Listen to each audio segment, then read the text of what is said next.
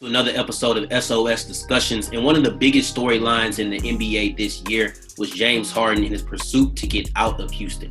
Well, the newest chapter of his career starts with a reunion between him and Kevin Durant, who, as he described, were just kids when they're in Oklahoma City, and now they are grown men. So I pass it off to my co-host and I ask, are you surprised? Are you impressed with how well KD and Harden have played together during the reunion? And we'll start off with John. I'm thoroughly impressed. One, because when you look at all the pieces that they gave up to get Harden, right, when he came in, you're kind of looking at this team and one, how will he mesh being such a dominant ball handler? And two, they don't have as much depth that they have had before. So he kind of came in, had to come right in and play a bunch of minutes. But I think they kind of made a seamless transition. And I guess that's just what happens when you put great basketball players together. When you look at a player like James Harden, over his last 5 games in Houston, and obviously he wasn't really trying.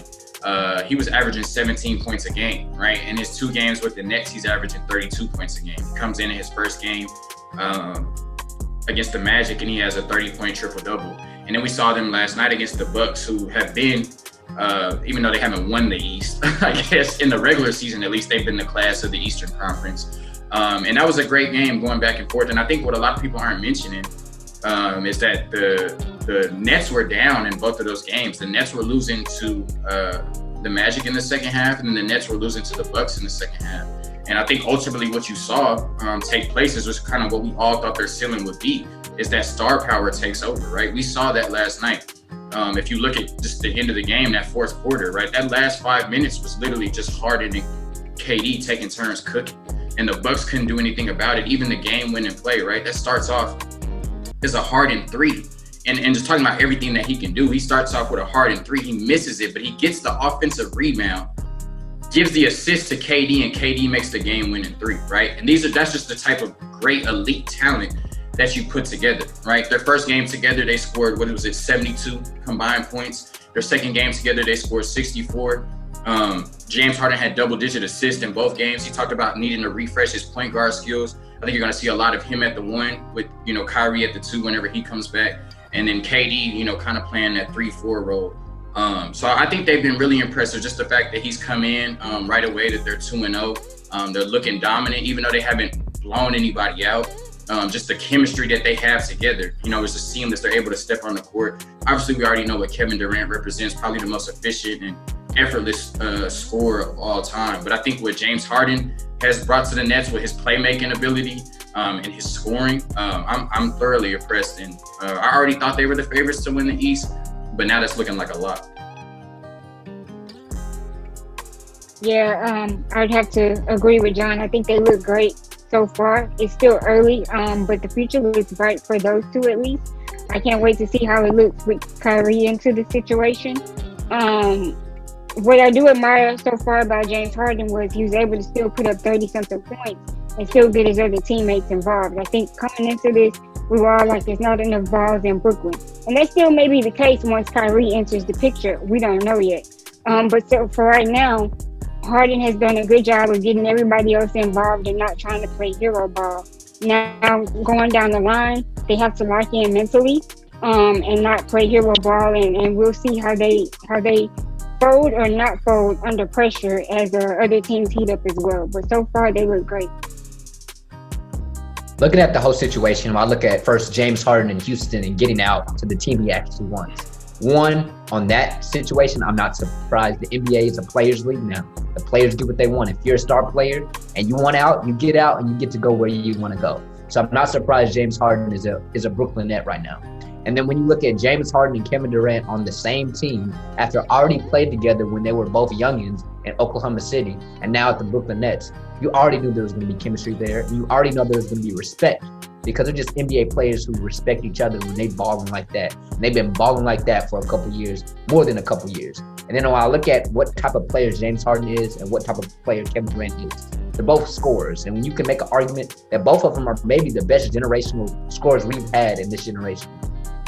And so when I look at those two, I'm like, of course they're going to play well. They have the chemistry, and they both can score. And it's only one ball. I know it's only one ball, but it's only two of them right now. And I don't have a problem with. I don't think I've seen a problem with two superstars playing together yet. You know what I'm saying? When they're just playing scores, I think there's a problem. There's three scores. Somebody's got to take a backseat. But I think right now it's fine. The only thing I'm really surprised about when it comes to this whole Brooklyn Nets stuff is Kevin Durant playing at this high of a level. You know, when a guy comes off an Achilles injury, you expect, a little bit of time for him to get back going. But he just hit the ground running, and Kevin Durant is playing at an MVP level right now. And I'm more surprised with just Kevin Durant by himself playing so impressively. I already know he's a 7-foot guy who can shoot with the best of them. But, I just expected a little bit more. But James Harden and Kevin Durant, this should be expected. Two of the best scorers of our lifetime. And they played together in Oklahoma City. And just really quick, going on the point that he made about respect, I think you can see that on the court, right? And you talked about James Harden making sure he's getting everybody a ball, making the right pass. He had so many turnovers last night just because he kept on lobs to DeAndre Jordan like he was Clint Capella, right? He was trying to get DeAndre Jordan involved. You saw him making an active effort to get Joe Harris involved, Jeff Green. And then you saw the dynamic between KD and Harden, which I was looking at a lot. There was times where KD had the hot hand and James Harden would just come up and give KD the ball and get out the way. And there was also times where KD was like, you're James Harden. You know what I mean? Like, go do James Harden stuff. And I'll sit over here and watch you. You know what I mean? So like Jamar said, just that respect that they have each other. I think they're fans of each other's games. And I think that's why it's been able to fit so seamlessly, because James Harden knows when he needs to score. He knows when he needs to pass and get his other guys involved. And ultimately, he knows when to get out of Kevin Durant's way. And another thing off of respect, I think the two guys have respect for their legacies. And when I look at James Harden and Kevin Durant, they both know they have something left to prove in their legacy. Not even especially, both of them. You can make the argument for Kevin Durant when it comes to him going to a juggernaut and winning his championship.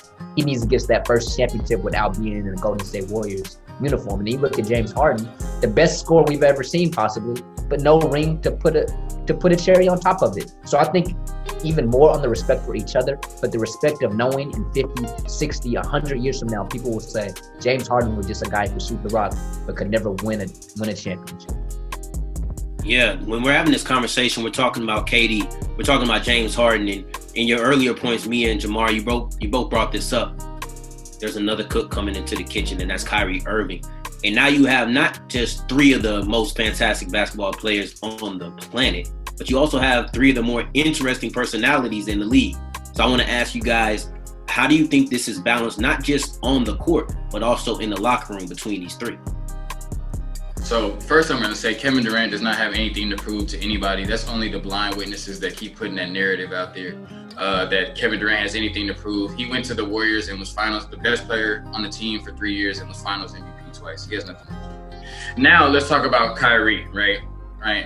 I am nervous about this fit, right? And before, because I love Kevin Durant, I was like, this is going to work, whatever.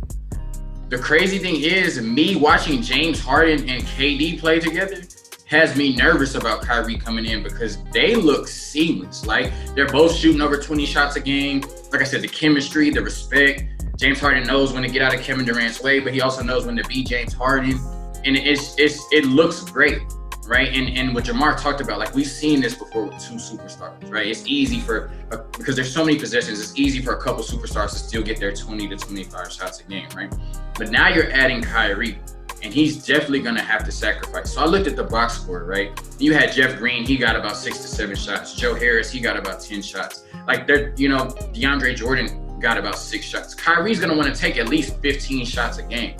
And so you're going to have to take away from Harden. You're going to have to take away from KD, but you're also going to have to take away from Joe Harris. You're going to have to take away from Jeff Green. You're going to have to take away from those bench players. And I just don't know if they'll be able to fit seamlessly. Obviously, we know Kyrie is all world, right? Scoring ability, the handles, all of that. But I honestly don't know how he'll be able to fit with Harden touching the ball so much. And then obviously KD has to get his touches.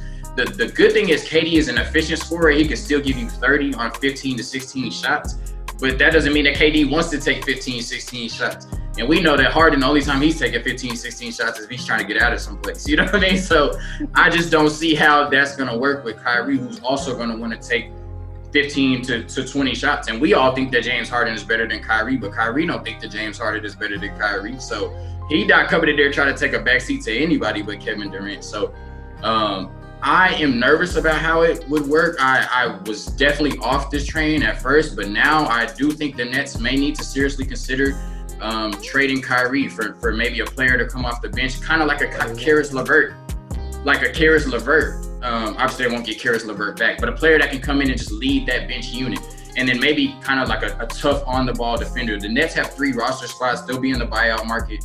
They'll fill out that roster before the playoffs. But I think that the way that Harden and KD look together, that looks like a championship team with just them two, right? And so you may have to consider trading Kyrie, 1, for chemistry, and 2, to fill out that roster.